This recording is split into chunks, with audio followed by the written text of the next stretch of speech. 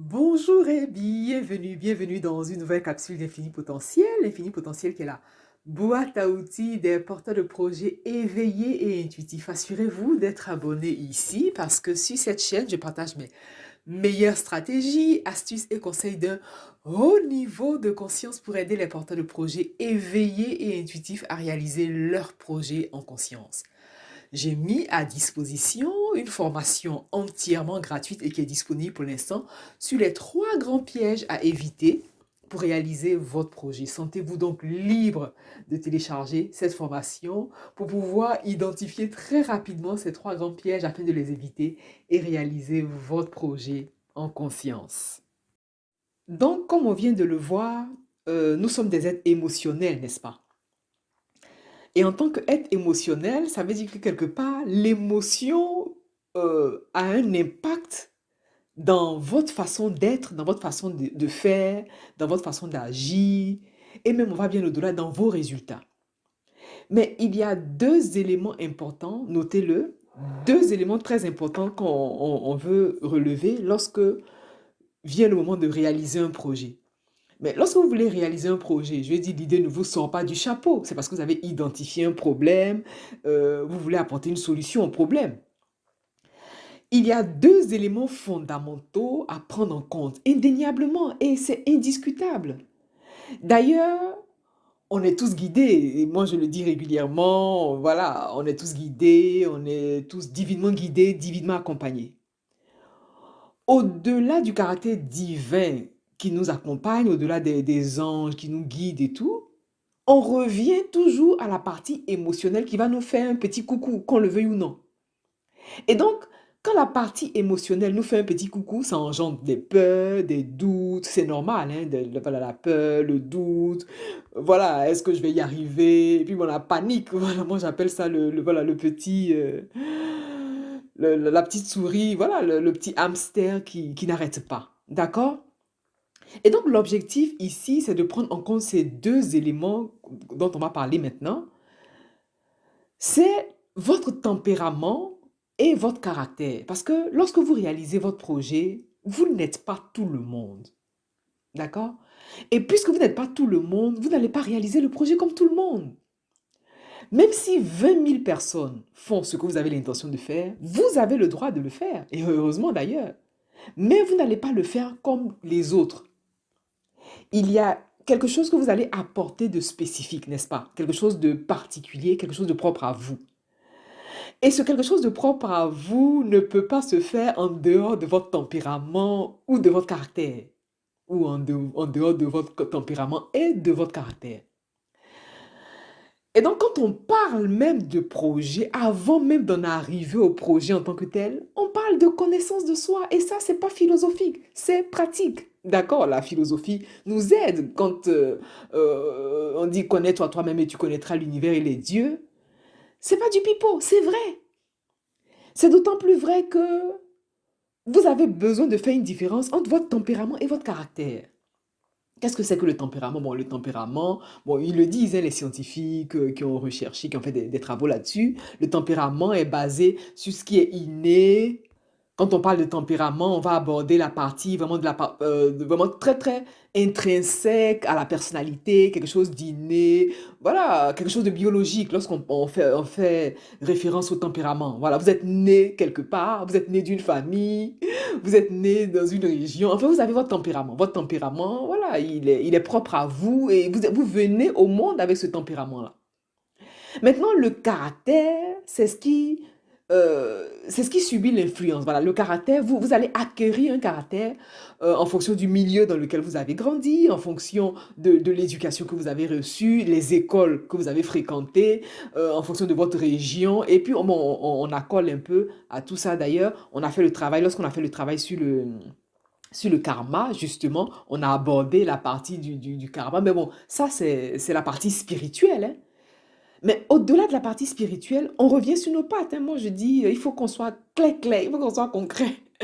Et pour être concret, il n'y a pas plus, voilà, il y a pas plus basique que de revenir aux fondamentaux.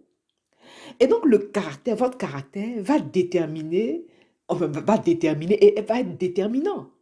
C'est votre caractère, par exemple, que vous allez acquérir par rapport aux influences de la société, de votre société, de votre génération.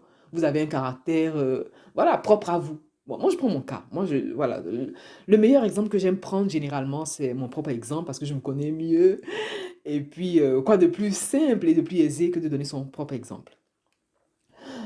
De tempérament, je dirais plutôt que je suis introverti, voilà, c'est ça. Je suis introverti, voilà, je suis dans j'aime bien mon petit confort interne. Voilà, je suis très, très introverti.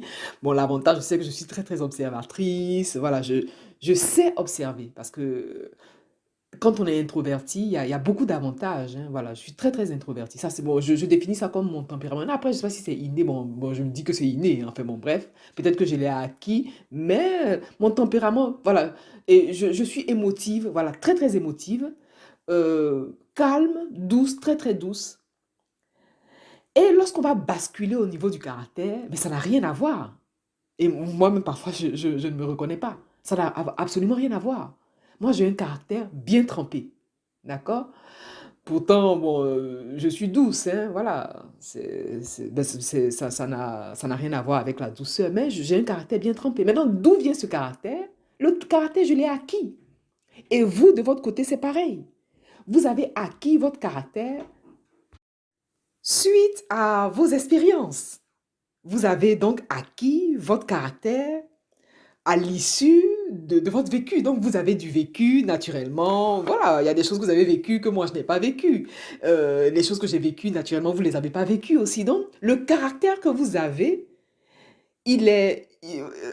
il provient de quelque part. Voilà, vous avez été influencé par des situations. Vous avez été influencé par vos résultats, par exemple. Vous avez été influencé par des pairs. Et donc, le caractère est la part de votre personnalité qui est sensible aux influences. Voilà. Qui est sensible aux influences extérieures. Moi, par exemple, moi, j'ai dû me forger un caractère. D'ailleurs, pour réaliser le projet que vous voulez réaliser, vous avez intérêt à vous forger un caractère.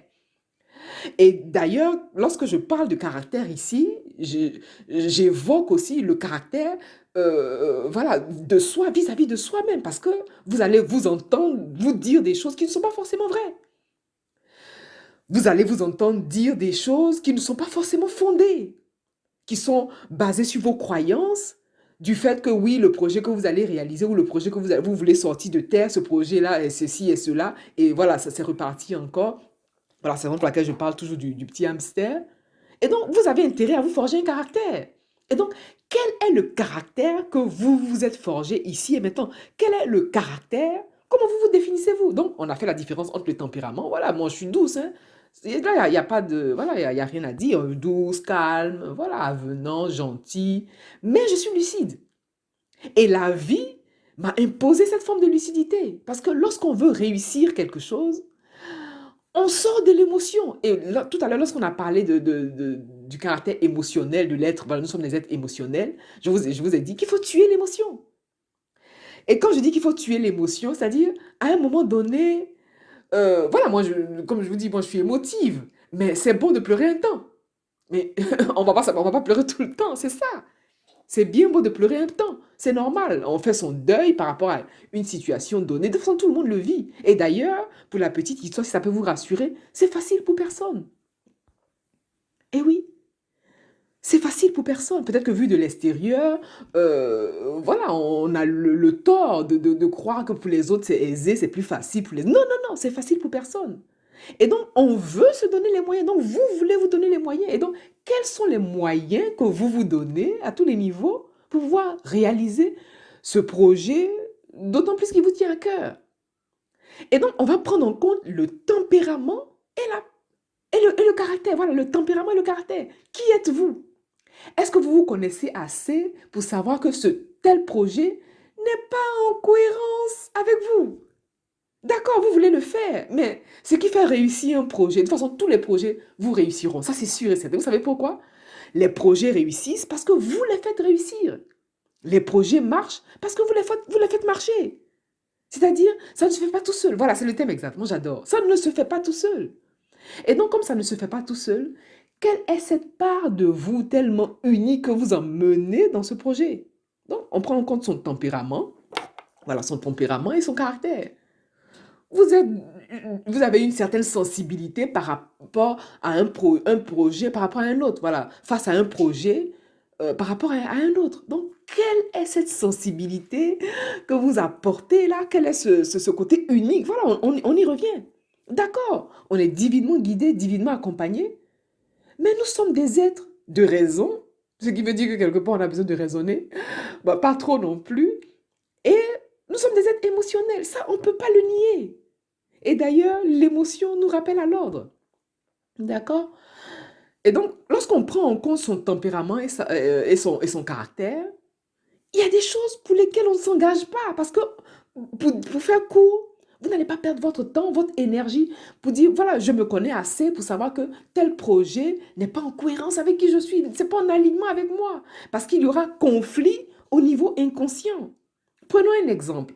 Alors moi, je vais prendre un exemple bien précis, un exemple, voilà, quelle est la mode en ce moment? La mode des business, par exemple, la mode des business qui fleurissent, par exemple. Voilà, prenons le business de la pommade, par exemple, le business des produits, des produits.